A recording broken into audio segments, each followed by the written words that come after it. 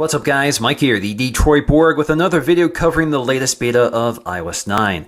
So there's some important changes with the third beta, specifically the new music app, which finally makes it to iOS 9. We already saw it on iOS 8.4 last week. It's basically the same app, and I do have a dedicated video on it, so if you want to check it out, I'll leave it linked in the description below. Now the big news with the third beta is actually the news app, so we finally get to check this out for the first time. So let's go ahead and set it up. Now currently this app is in beta, so only a few publishers have adopted the Apple News format, and you can see them listed here. Now next up we get this huge selection of titles and subjects we can pick from. Now it wants us to pick at least 3 of them, but you can pick as many as you want. So for example, I can pick the publication Wired, National Geographic. I can also pick arts and entertainment, politics, Recode, and there's quite a few others in here. There's also The Verge and countless others. Now you don't have to select everything you want here, you can edit them later. So let's go ahead and click continue. Now next up, it's going to ask us if we want our news delivered to our inbox, and I'm going to say sign me up. So there we go, the news app is now populated with items tailored to our taste, very similar to Apple Music. So you have a For You tab, which you can scroll through, tap on items if you want to see the full story, go back to get back to your listing. You can also swipe up to scroll through a story, or swipe to the right to advance to the next story. Now if you're looking at an article, you can do a few things here. So you can share it using share sheets, so it brings up your share sheet options. We also have the option to bookmark this item, and I'll show you where that is later, and you can favorite this item. So now if I go back, I can go to saved items, so I can see the saved story. I can also go to my history to see items I've looked at previously.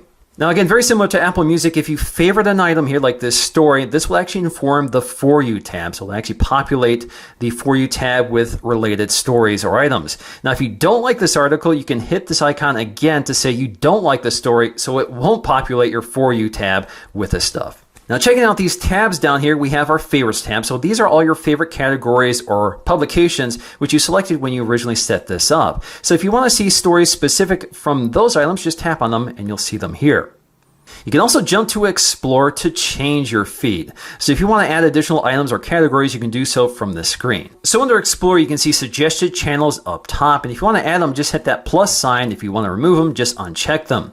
We also have suggested topics like entertainment, US politics, health, and more. You can cycle through them. You can also browse down here. So for example, if you tap on news, you can browse by topics, browse by channels, or you can look at specific feeds. So if you want BuzzFeed or if you don't want CNN, you can uncheck them. So you can customize them. It's very similar to Flipboard. Now, of course, my favorite category is technology. So you'll find things like Wired Recode, which I selected when I initially set this up. You'll also see Quartz, Daring Fireball, which I also like. You can also browse by topics such as open source software, driverless cars, hybrid vehicles, smartphones, tech industry, and inventions. So again, you can select this all, and again, we'll update your For You tab. You can also just search for them. So for example, I like cars, so I'm going to search for automobiles.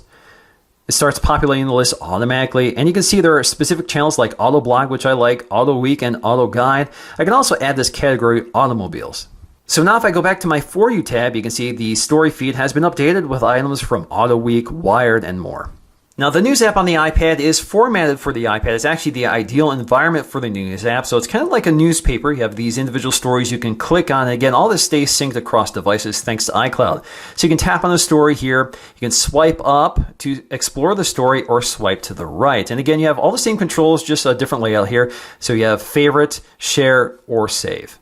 So again, we have For You nicely laid out. We have favorites. We have Explore. Explore is definitely better suited here on the iPad. You have search as well, and then you have your save stories. Now the news app does sync to iCloud, so if you want to sync all your stories between devices, you can. You just have to go to your iCloud settings and enable it. So if we go to iCloud here, you'll see a new news app item, and you can turn that on. Now if you're like me and have already set up the news app on another device, you'll be prompted to merge them or delete the news app items on this device. So right now I'm going to go to merge to stitch it all together.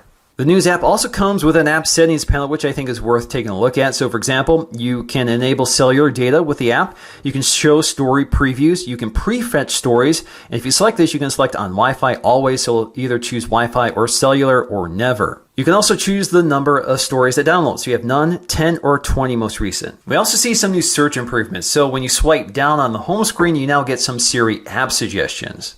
iPad foldering has also been updated, so we now have 4x4 instead of 3x3 arrangements. So if you're like me, you'll actually have to rearrange all of your folders now that they've been expanded to 4x4.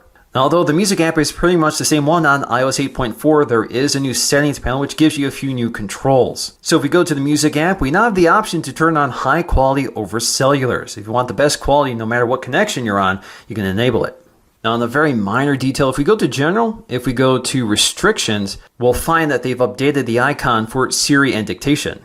The settings page for battery also gets a new battery icon with squared off edges. There's also a new clock icon for displaying battery usage of specific apps which you can toggle on and off. The photo gallery also picks up new albums for selfies and screenshots. The third beta also introduces a new two-factor authentication system for both iOS 9 and OS X El Capitan, but unfortunately I can't fully demonstrate that, so I'll leave a story linked below so you can check it out. Now there's some additional items which may have been here from previous betas, but I just noticed them now. So for example, if you're in the Mail app and want to swipe on a message here to delete it, flag it, or whatever, you get these little icons in addition to the name. Also updated from a previous beta is the iMessaging app, specifically the multimedia interface here. So if you want to take a photograph or send a video, just tap and hold, and you get a different interface. That also applies for voice messaging here. I also discovered with this beta that you're prompted to add the iCloud Drive app to the home screen when you set this device up new for the first time. Alright guys, hope you enjoyed this quick look at the third beta of iOS 9, and I'll keep you updated as new betas are released. Thanks for watching, and I'll see you again in the next video.